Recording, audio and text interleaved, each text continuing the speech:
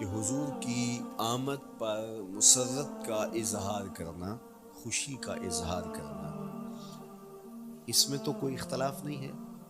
امت کا کوئی بھی طبقہ اس کا انکار نہیں کرتا کہ یہ خوشی کی بات نہیں ہے، خوشی کی بات ہے۔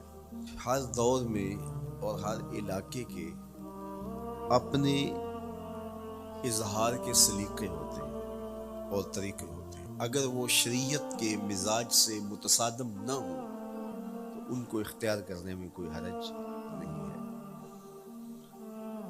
پھر مرور زمانہ کے ساتھ بدلتے ہوئے تقاضے ہوتے ہیں۔ کسی زمانے میں تلواروں کے ساتھ، تیروں کے ساتھ لڑائی ہوتی تھی اور وہ جہاد اسلامی قرار پاتا تھا۔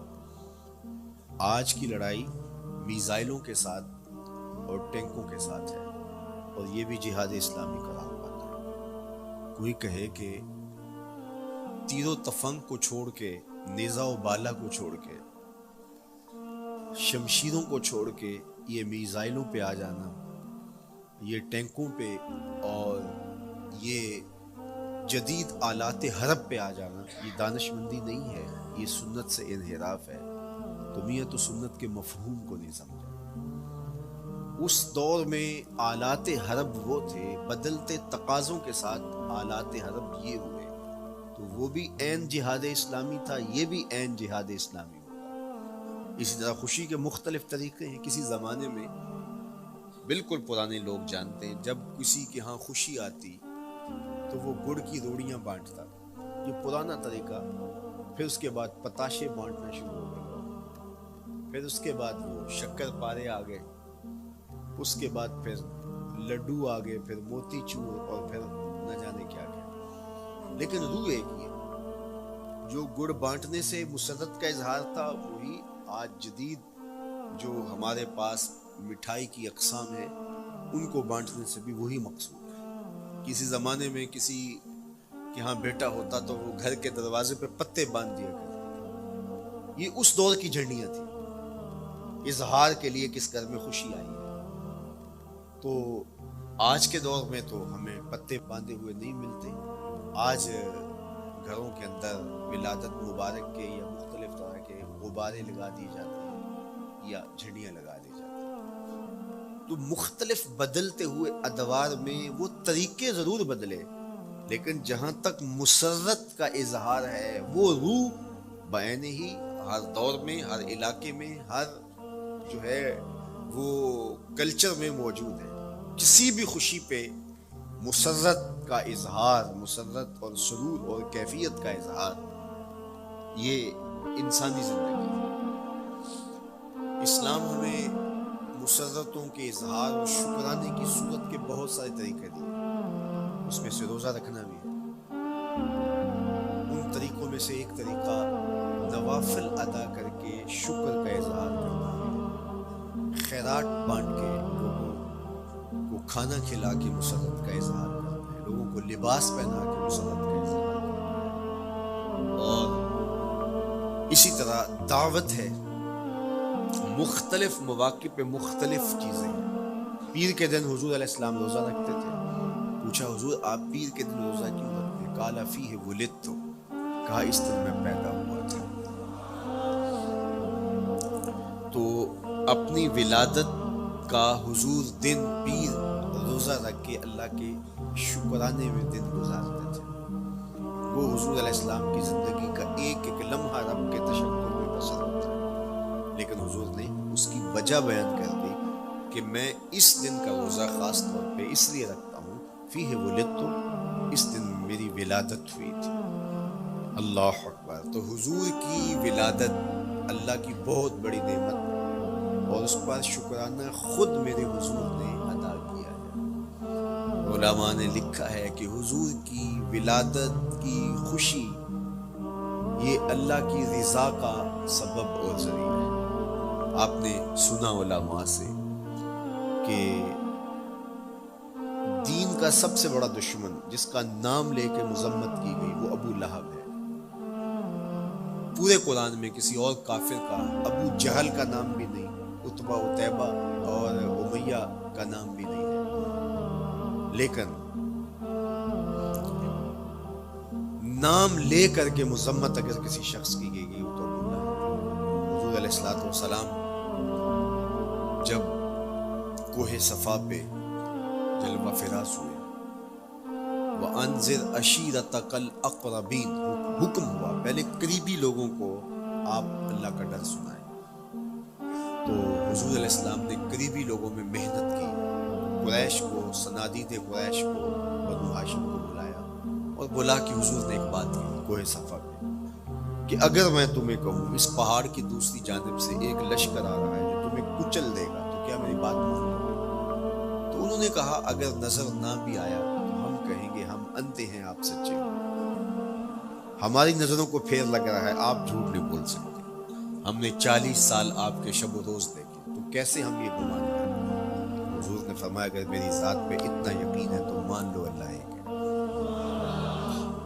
تو ابو لہب سب سے پہلے بولا تبا لک ھنالک سائر الیوم الہذا جمعتنا معاذ اللہ، کہ آپ کا معاذ اللہ ہاتھ ٹوٹ جائے، آپ نے اس لیے ہمیں جمع کیا تھا۔ تو اللہ تعالیٰ جل شانہ نے اس کا جواب دیتے ہوئے ارشاد فرمایا تبت یدا ابی لہب وتب، ظالم تیرے دونوں ٹوٹ جائیں، ظالم تیرے دونوں ٹوٹ جائیں۔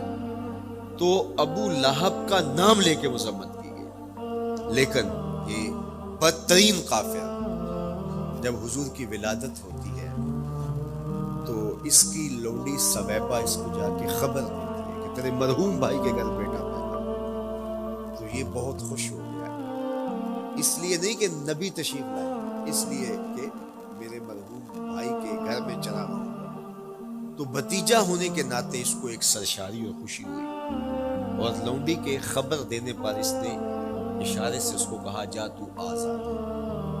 اللہ اکبر، یہاں سے یہ بھی سمجھے کہ حضور نے صحن کائنات میں قدم رکھا، غلاموں کو آزادی ملنے لگی، غلامی کی زنجیریں ٹوٹنے لگی، تو سویبہ کو کہا جا تو آزاد ہے۔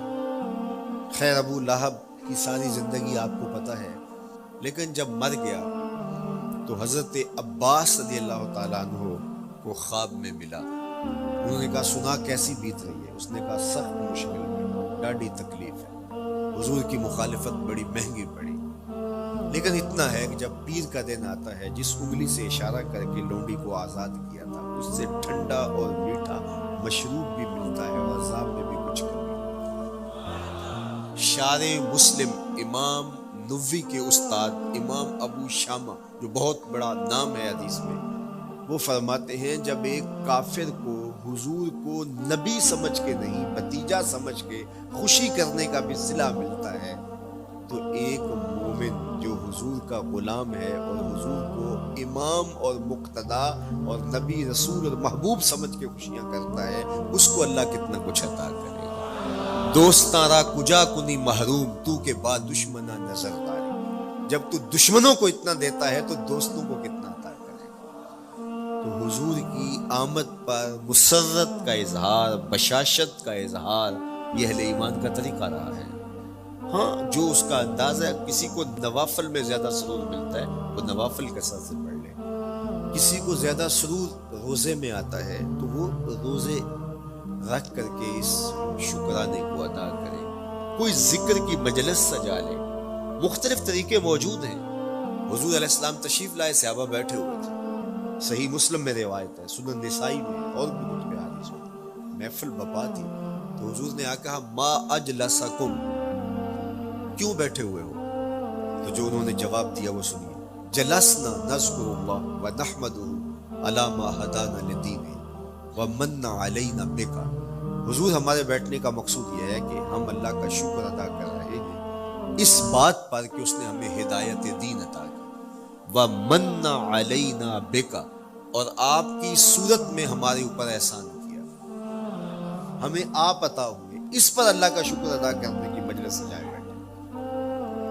اب بات تو سادہ سی تھی، لیکن میرے حضور نے ان سے کہا کیا تم اس بات پہ قسم دے سکتے ہو کہ اسی لیے بیٹھے ہو؟ تو انہوں نے کہا جی ہم قسم دیتے ہیں ہم اسی لیے بیٹھے ہو۔ میں اٹھاؤ قسم، تو صحابہ نے باقاعدہ قسم دی، ہم قسم اٹھاتے ہیں ہمارے بیٹھنے کا مقصد یہ ہے کہ اللہ کا شکر ادا کر رہے ہیں اور آپ کی صورت میں جو انعام خداوندی ملا ہے اس پر اللہ تعالیٰ کا شکریہ ادا کر رہے ہیں۔ حضور نے باقاعدہ ان سے قسم لی اور انہوں نے باقاعدہ قسم لی. اب صحابہ کو حیرت تو تھی کہ یہ موقع قسم کا تو نہیں تھا، لیکن حضور نے قسم لی ہے. کیوں؟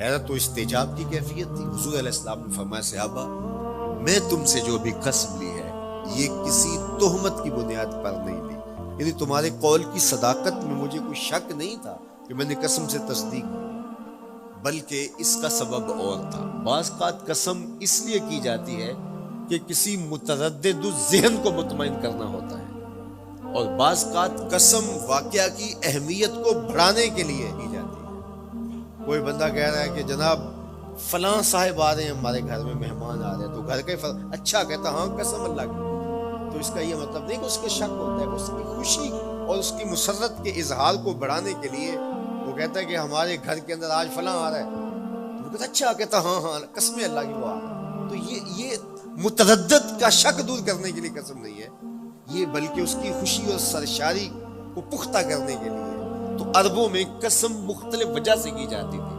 تو حضور نے فرمایا یہ جو میں نے تم سے قسم لی ہے یہ کسی تہمت کی بنیاد پہ نہیں لی، بلکہ اس قسم کا سبب کیا ہے سنو. پھر حضور نے خود بتایا، فرمایا تم یہاں بیٹھے تھے، میں حجرے میں بیٹھا تھا، اتانی جبریل علیہ السلام، میرے پاس جبریل امین حاضر خدمت ہوئے، فاخبرنی ان اللہ یباہی بکم الملائکہ، تو مجھے انہوں نے خبر دی ہے، محبوب ذرا باہر تو نکل کے دیکھو، صحابہ تمہارے اس عمل پر اللہ فرشتوں میں ناز کر رہا ہے، اللہ فرشتوں میں فخر کر رہا ہے کہ دیکھو میں نے ان کو نعمت دی، کتنے قدردان نکلے، اس نعمت کا شکرانہ ادا کر رہے ہیں. اور آج اگر ہم اپنے گھر میں بیٹھ کے، اپنی مسجد میں بیٹھ کے حضور کی صورت میں انعام خداوندی کا شکریہ ادا کرتے ہیں تو اللہ کی رحمتوں سے بعید نہیں کہ اللہ فرشتوں سے کہے دیکھو صدیاں بیت گئیں یہ آج بھی شکرانہ ادا کر رہے ہیں، اور یہ بات میری اور آپ کی بخشش کی ضمانت قرار پائے. تو حضور کی صورت میں جو انعام ہوا، حضرت حسان بن ثابت اکثر کہا کرتے تھے منّا علینا ربنا ام بعث فینا محمدا، ہمارے رب نے ہمارے اوپر احسان کر دیا ہے کہ محمد عربی عطا کر دیا. ساری زندگی سجدے میں سر رکھ کے شکر ادا کرتے رہیں، حق شکر پھر بھی ادا نہ ہو. میں تو کہا کرتا ہوں ہمارے بدن پہ اتنے بال نہیں ہیں جتنے رسول اللہ کے احسانات ہیں، ہمارا بال بال قرض رسالت میں جکڑا ہوا ہے، ساری زندگی ان کے گیت گائیں. میں ایک رات کے میلاد کا صرف قائل نہیں ہوں کہ ایک رات میلاد کر لو اور پورا سال چھٹی، ساری زندگی حضور کا نام جپو، ساری زندگی حضور پہ درود پڑھو، لمحہ لمحہ حضور کے ذکر کا چراغاں کرو.